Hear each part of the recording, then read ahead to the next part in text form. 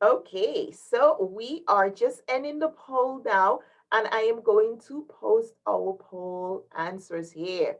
So 100% of us believe that it's true that diversity is important to at the top for a stable and prosperous society. I think that's important. I think it's important for all of us to be aware of that and to understand that. So, why then are we, if we have all those understanding, if we know those things, why then are we stuck in the situation that we are in? What is the reason? Well, racism is a belief or ideology that all members of a racial group or groups possess characteristics that are or abilities specific to that race that distinguishes the group as being either superior or inferior to the other racial groups. This is, don't forget, it's an ideology, it's a belief.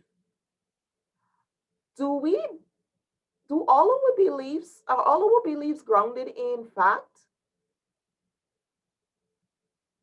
Sometimes we could believe things that are not true, right? So, if this is an ideology and a belief that we have adopted as society, what's the impact?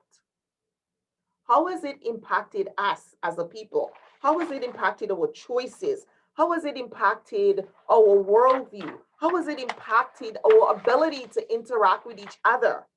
And that is one of the things that I want you to think about. Divisions in our society actually comes from this racist ideology. So the ideology that races have characteristics that make them superior to others is what the key concern is. This is the ideology that has caused the division in our society. And this ideology is pervasive. It has been perpetuated for far too long. And this, it has also can be changed with a new mindset.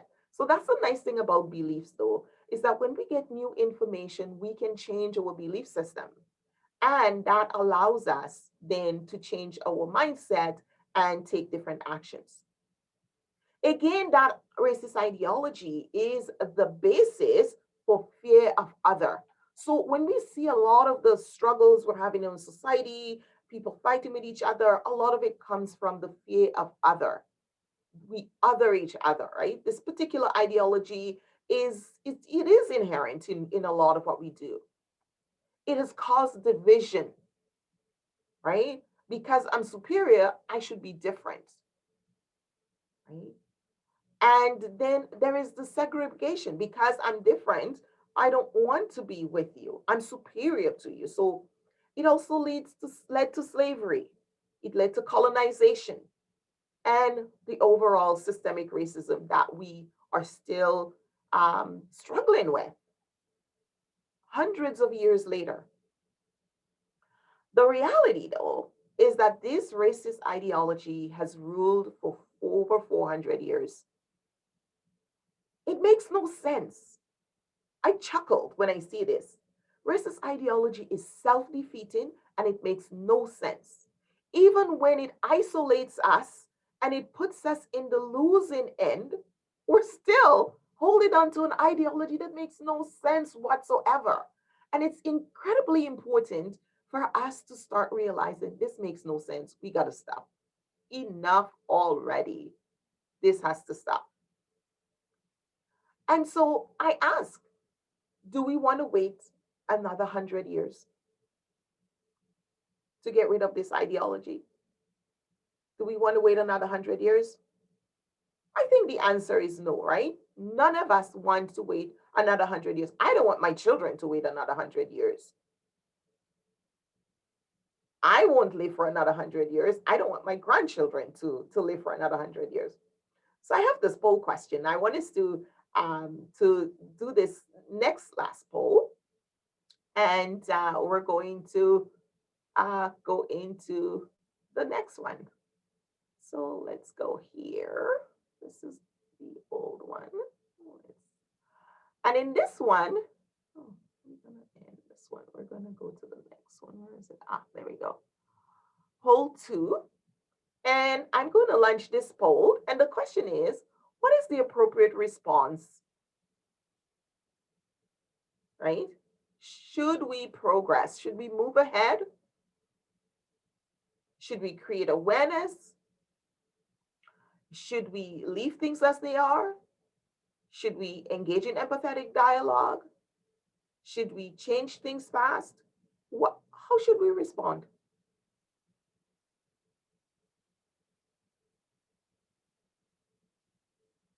Mm-hmm. All right.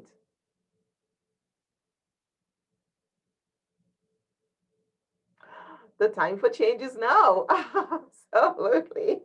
It's interesting because we're all over the spectrum.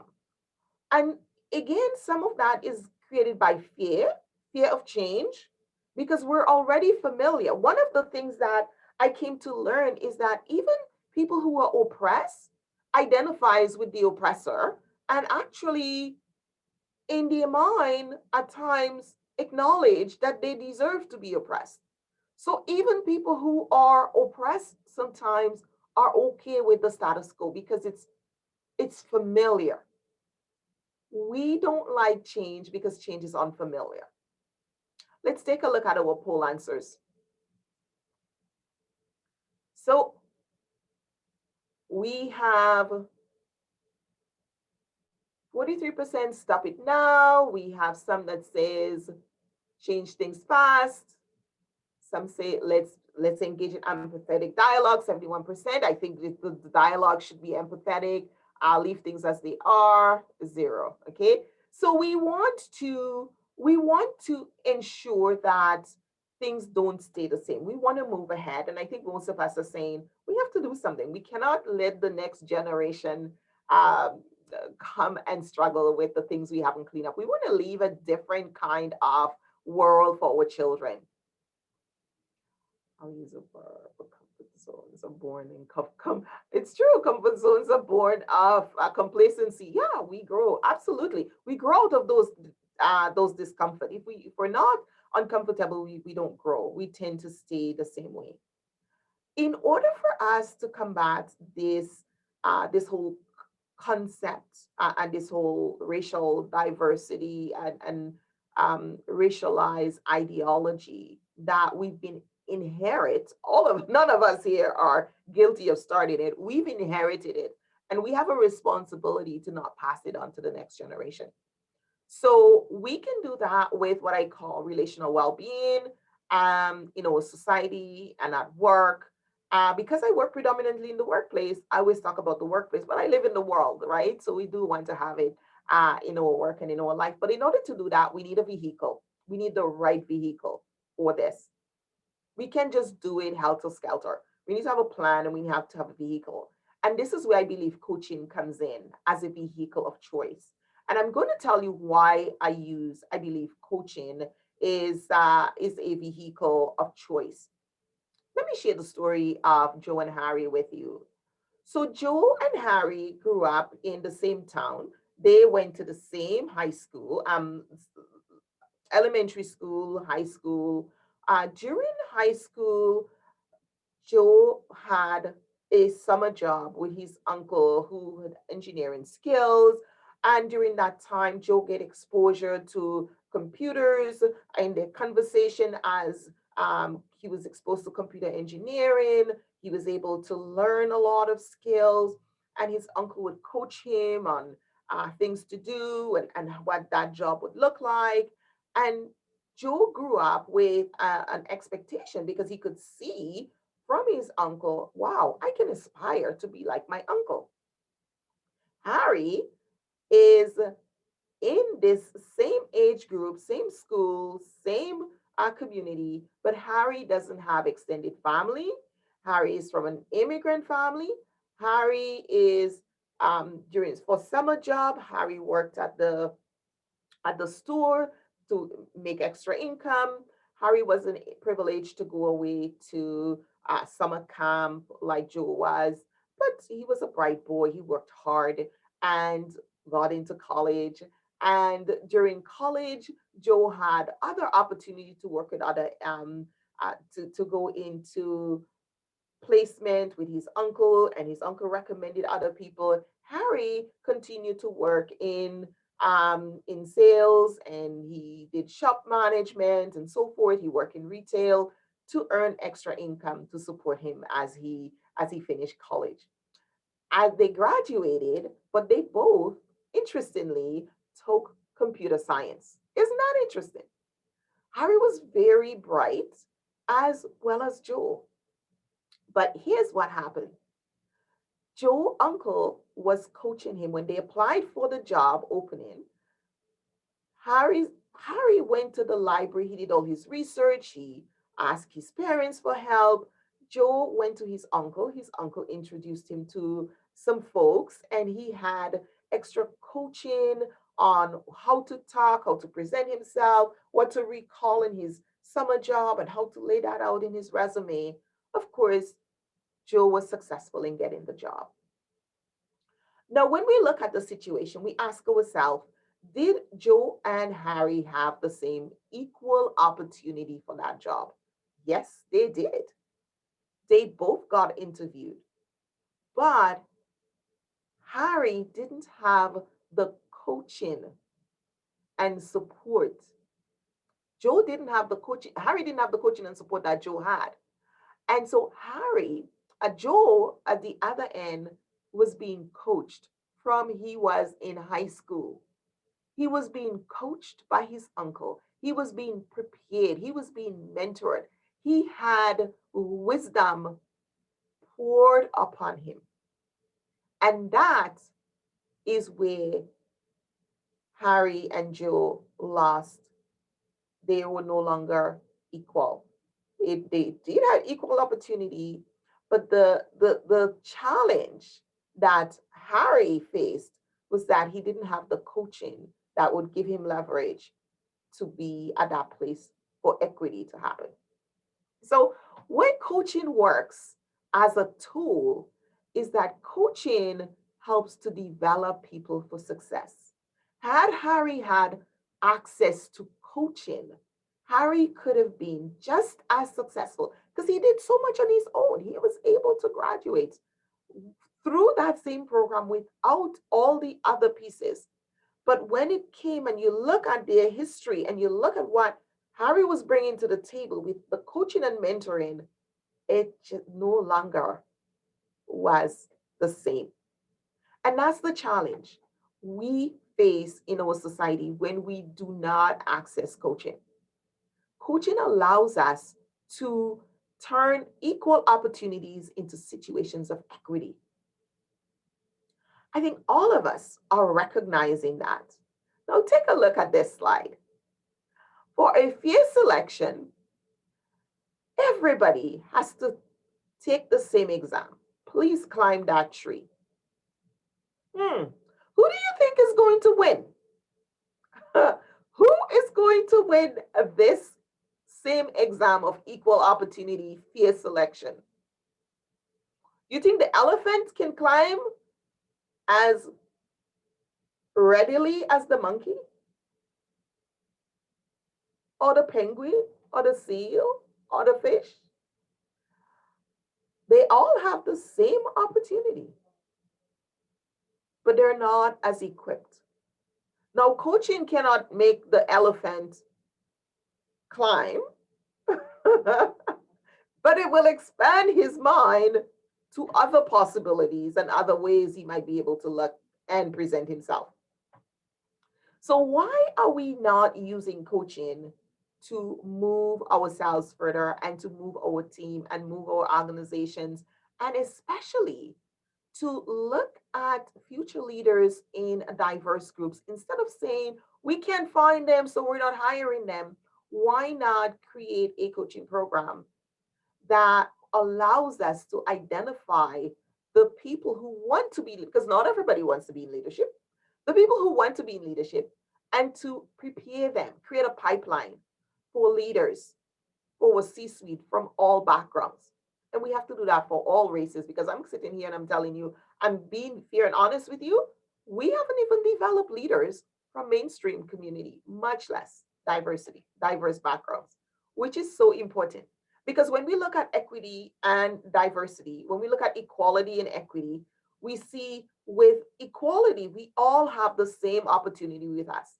But equity says some of us need a little bit more leverage so we can see over the same wall, so we can be able to access the same information. We need that extra boost. And I want to make the case that coaching is that. Coaching can provide that. And here are some key reasons. Coaching is a developmental process. It yields results 3 to 6 times faster with coaching than without. It builds confidence and it builds skills. Coaching also fosters relational well being, meaning that it invites dialogue. So even if someone is different and someone may not see themselves having the opportunity, with coaching, I can create awareness, I can invite dialogue. Have you considered applying for leadership? Would you consider being a leader in this organization? It inspires curiosity. Well, why are you asking me? Is that a possibility? Should I be thinking about that? It creates awareness. If you hadn't been thinking about it, it was like, oh, I hadn't thought about that before. Right? And that's the whole value of awareness because now we can see things that we didn't see before. And the interesting thing about coaching is that not just that it creates awareness, but it builds a sense of responsibility. So when the responsibility, when we become aware of something, we actually feel a sense of responsibility that motivates us to action. And that's the power of coaching. So not only will it change the current leadership structure, but it's also going to create awareness. And those of you in Canada will remember, I think it was last week or maybe the week before, there was a tweet went out by the Canadian forces with the leaders around the table, and they sent out a tweet say we spent the day talking about diversity and inclusion, and it was all white males. It didn't dawn on them that that was odd, that there were nobody of color at the table, no females at the table. Oh, it was all white male was sitting had a good talk about diversity and inclusion, and you're like, uh-oh, what's missing here? Awareness, right? And that was quite a chuckle for us, and it was certainly an awareness, right? Because he actually thought he was doing a good thing. He was sending out this message because yeah, we're talking, and so there is awareness, and what we're seeing is the lack of responsibility. So there has been this memo sent out that they need to be more inclusive and they have to think about diversity in federal government. And he's saying, yeah, we just had a really great conversation about it, but what are we doing?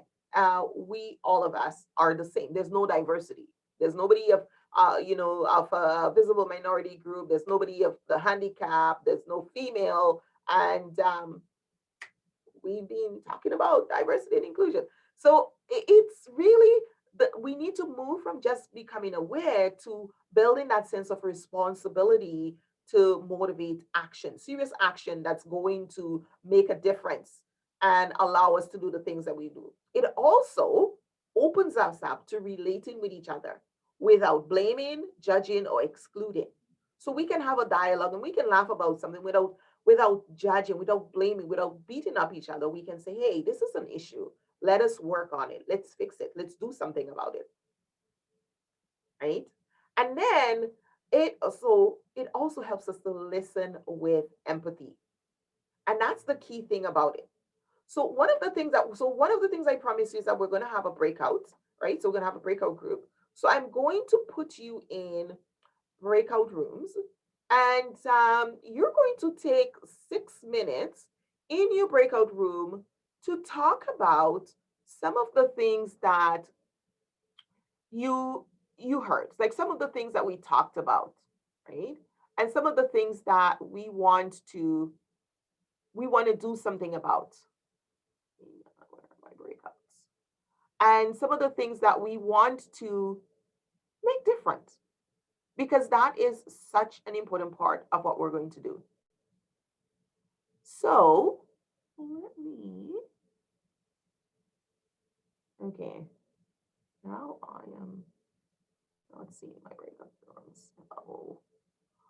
And so what we're going to do for this is, in your group, I want you to discuss what are some key things that you want to, what are some key things you want to become aware of, like you want to, that became important for you, that you want to see different. And how do we make the difference? How do we make changes that are critical to what we're doing? And then we go from there. And then we're going to come back, and then we're going to look at some key pieces. So this is what we're going to be discussing. And then we're going to be able to come back and wrap up, because I promised you that we were going to spend 40 minutes, and then we're going to talk about a little bit more about coaching and how we can actually do more of that. Okay, my breakout is not working on this meeting, so I do want to apologize. Why? I don't know. Okay. So in the chat, we are just going to free flow here in the chat because my breakout is not working for some reason. Technical problems. Let's talk about in the chat, what are some things we can add or we can do differently. We'll just chat. And I'll be reading out the chat so that we can actually talk, because for some reason we're not breaking out this morning. Okay, so what can you do to promote diversity at work? And where can you use coaching more in your workplace or in your life to change some of the dynamics? And those are the two questions that I wanted us. So we'll just go in the chat and we will share, because the chat is not, the group is not working. We just, our breakout is not working this morning. So I do apologize for that. I'll have to check to find out what's going on. So first, so the question we have, the answer, first we need to understand what the challenges are and the opportunities are to enable a shift in mindset. That is true, Gersh, because when we look at what the struggles are, right? When we look at the challenges, we look at the opportunities. So some key things that came up and some key reasons why I had identified that I wanted to actually have these conversations, because there is right now a shortage in leadership. Even the organizations that want to promote into leadership are saying, we don't have anybody. We can't find anybody of diverse group to lead. So that's a challenge we know. It's been shared with us. So we know that that's there. So we could use that as a challenge to focus our conversation on. Right? How do we get started? And what are the key things that we can do about that? Are we helping or hindering because of inaction or stalling? Where are we in that situation? Well, that's a good question. Where are we in that situation? Can you share a little bit more? I'm going to.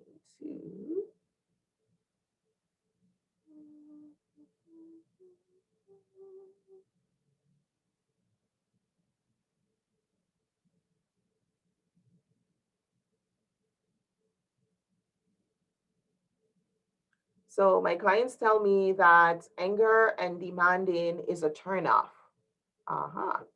They want to embrace all the concepts. We need to begin with delving into unconscious biases and work from there. That's really true, because it's all about how we share the message. And that's one of the reasons why I think coaching is such an important vehicle, is because, and I don't know if you remember this slide where I talk about being able to talk without blaming, judging, or excluding, or even accusing, right? we're looking at having what we call healthy dialogue and create relational well-being, because who are we angry at? We're angry at people who died 400 years ago. We're angry at a system that was developed hundreds of years ago. We cannot lash out at each other. We all share the problem because it's affecting all of us, right? And so we do have to recognize, even though we feel a sense of anger that is continued, we cannot lash out that anger. We cannot project that anger at any one person or one group. So it's very important to think about that. When what are we angry about, and then what are we going to do about it? So there's another question here. Is there a lack of equity and the diversity, like in Canada, is a bit off? Then are there other races and different demographics left to wait indefinitely because those in positions of power or influence deciding when access of resources will power? You know what? That has come up, and I get that question too. So clients will say, okay, so what is inclusion? And when we include, where do I need to go? And it's not about moving people out of their positions. It's about making room around the table. And I think coaching allows for a dialogue of conversations, and it allows us to have difficult conversations in a non-threatening way. Because often when we talk about diversity and inclusion, people get scared, and they worried, and it's like, I'm going to lose my job because I remember when my husband got hired as a black police officer 25 years ago. One person said to me, oh yeah, my husband was trying to get in. So her husband is white and he couldn't get in because they're hiring all these minorities. I was like, well, that's really strange, because there's a class of, I think it was maybe 25 or 30. And I was like, there's only one black person, one person from Asian heritage, and a couple of females. So the competition really is not for the around among the people of diverse color. But I think it's the lenses from which we're looking at the world. So it's almost like a reverse psychology now. It's like, oh, we can get in because they're taking people. There's never been a situation. So we don't, it never will be. And I think that's a perception. We have to remember that we make room around the table. So more women, like things like policing and firefighting, women were never seen as good applicant for those positions, 50 or even 100 or 50 years ago. It was just recently that they've made room around the table so women can apply and be successful in those positions.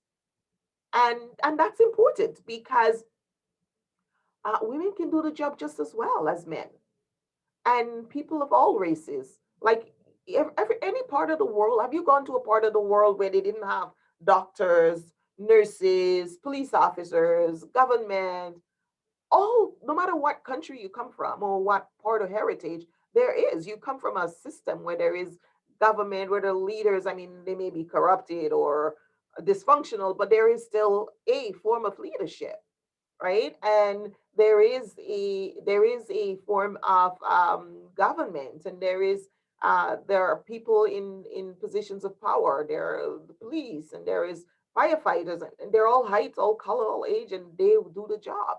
So we need to move away from this mindset that only certain people are able to do certain things. And I think the world is changing. Our children are not tolerating that nonsense. They are like, I can do anything, right? I don't know how many of you saw the female in pro football the other day, when I think they had her doing a kick, right? And she was talking about the challenges, and so we're starting to see that inclusion and integration happening, and recognize that women can play football just as well as men, and basketball and hockey, and all of those things. It's not that anything is particular to any particular gender or race or class or creed. I think it's the ideology, it's the mindset that we need to change. When we change our mindset, our system will change. And coaching is the fastest way to change mindsets.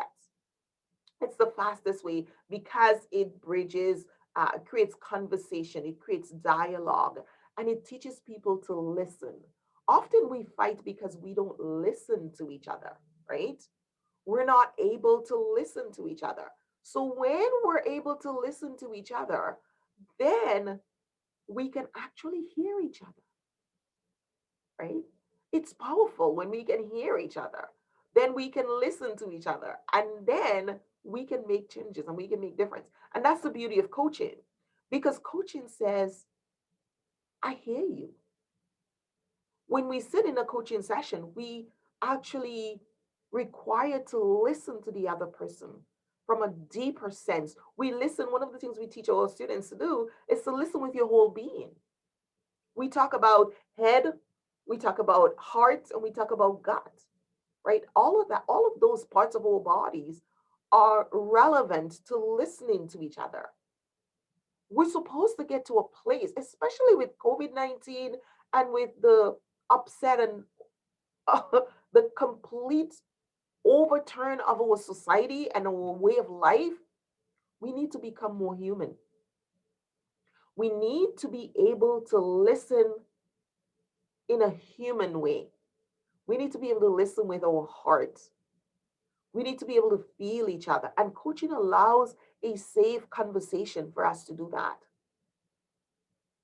It allows us to build empathy. It allows us to build dialogue, and it gives us the opportunity to hear each other. One of the strategies that I use, I always say, is that we should not use throw stones to stop the threat of stones coming at you your way.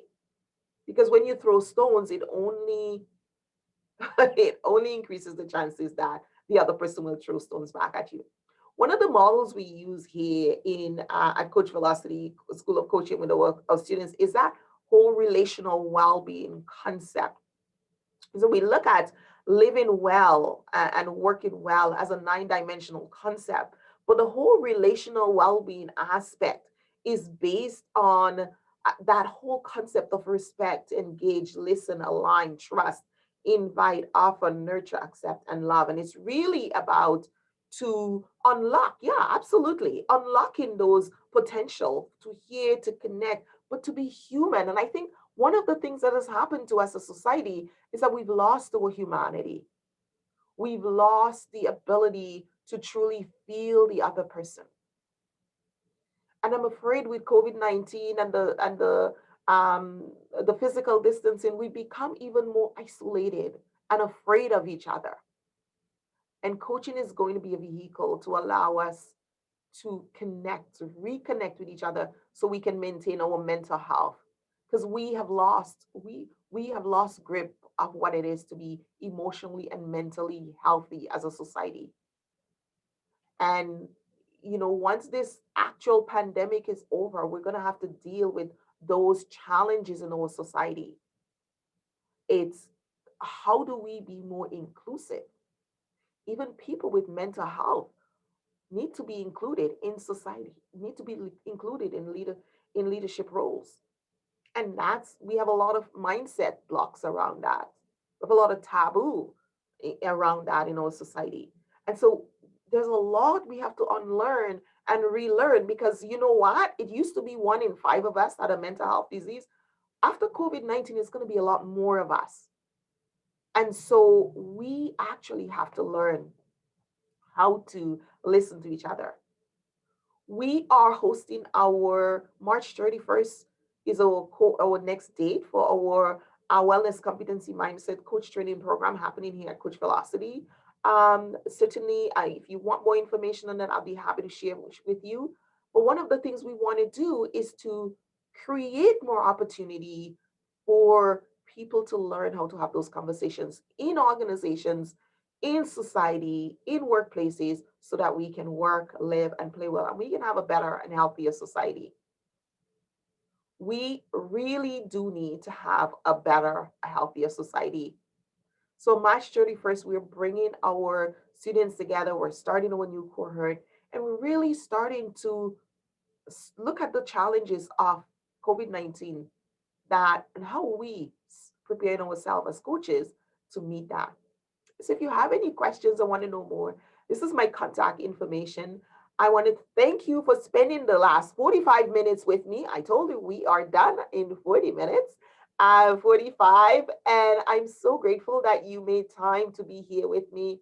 And certainly, if you have any questions, put in the chat. If you want to know more about us here at Coach Velocity and some of the pieces that we have, our membership program, our mentor program, all the different opportunities we have two MCC coaches and myself as our instructor team, and we're growing in that area as well. We're really thinking that this is an opportunity to serve in a greater way, because coaching is going to be a different kinds of conversation that we need to have in the workplace and with each other, so we can have a healthier society. So in the chat, put in here for me one word you would use to describe our one word that came to mind when you think about this session. What was impactful for you? What was your takeaway?